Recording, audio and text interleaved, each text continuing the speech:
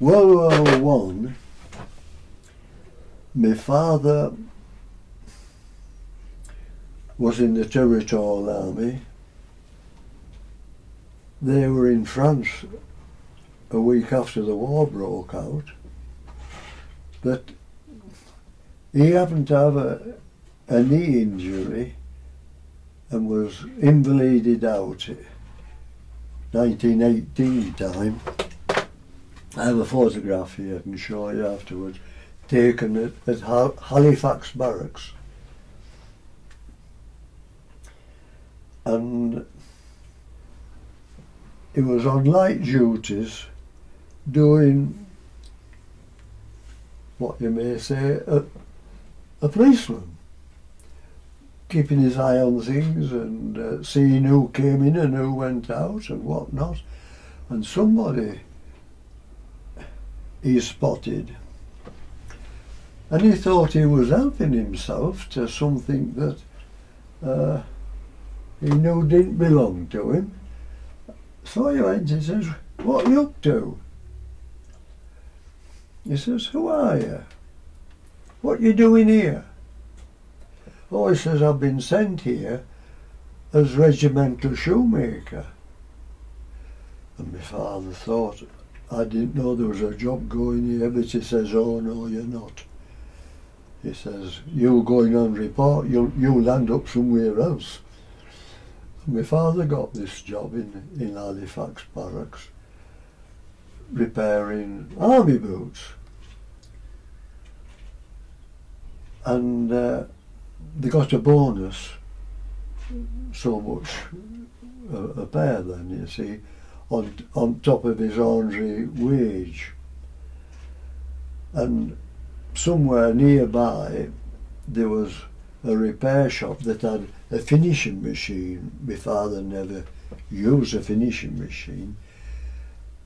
And by the end of the day my father would have a few pair of boots, all new soles riveted on and nailed and so forth, ready to finish off, and he'd pop round to this here shop and give man there a bob or something, and they were machine finished.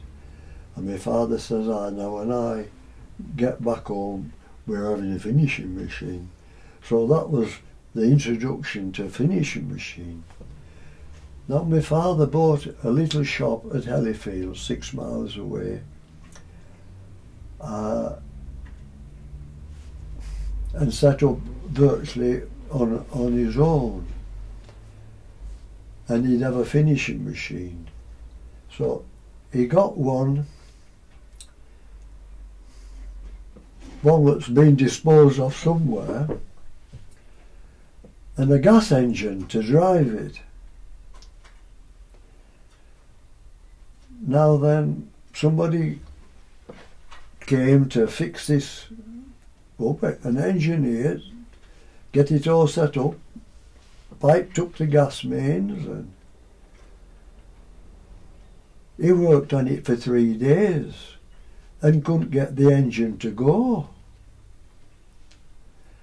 And he went back to the engineering firm, Bradford, Leeds way somewhere, where he belonged, and my father got a local man called Graham, who was an engineer, to come and look at it. And Harold Graham sorted this engine out, and it had been incorrectly assembled, and the connecting rod was the wrong one. It was too short for the stroke. It never would go.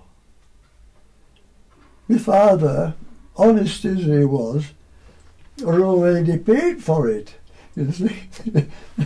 and he couldn't get any response from her whatsoever. They got the money and they didn't want to know. But anyhow, Harold Graham made a pattern, got one cast and turned the bearings up and got it going. And it was what they call a glow plug system. He had a plug almost like a little poker you put in the stove, got it red hot, and then there was a hole in the side of the cylinder. You pop this in and just bolt it cap down, turn the gas on, and the gas exploded on the end of this red hot poker, as it were, and fired it. And that's where they started, glow plug engines. Well, there's a few accidents. This old building used to rock when this thing was going, and it was used for a few years, and then this would be when I was born, 1918. It'd be in Halifax. At 1920, my grandfather, who was then here running this business, he died, and my father came to take over. I was only 2 then, and my father employed somebody at this shop at Ellifield. But eventually this old machine, there was no dust extraction on it, the place was full of dust. It had had its day, and it went for scrap. And the man who then went there was one that worked here with my grandfather, who lost half a leg 1914, 1915. Previously he'd worked as a gardener, and he couldn't dig with artificial leg, and my grandfather employed him and trained him as a repairer. He worked here the rest of his life, but he went to this shop at Ellifield, and of course he was used to hand finishing. Of course it was hand finishing there. Now then, I get to what? 8 years old, 9 years old, when I came home from school with a longer bench then, went up in the corner, and work boots that wanted studying were always put at that end of the bench, and I had so many studs to put into shoe soles. I wasn't big enough to reach the bench. I had a box to stand on, and each one was checked, see if they were right, and when I got them all done, well, I could go out with me bike or whatever that I wanted, but I had my work to do first. And as I say, I wasn't big enough to reach the bench, but I learned how to use hammer, and I could get them in, I'll tell you. And so I learned to work at an early age. Then my father bought a finisher, which was before this one, a Flabona, which were Italian, and it was a treadle.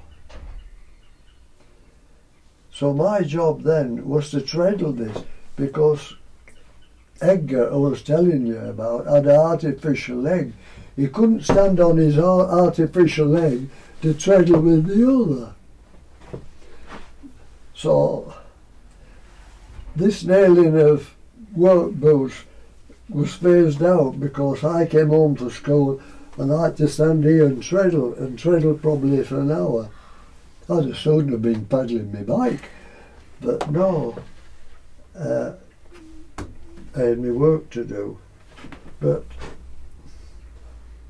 the glorious day came when my father saw a petrol engine for sale, 2 1/4 petrol engine. He saw this going before he bought it,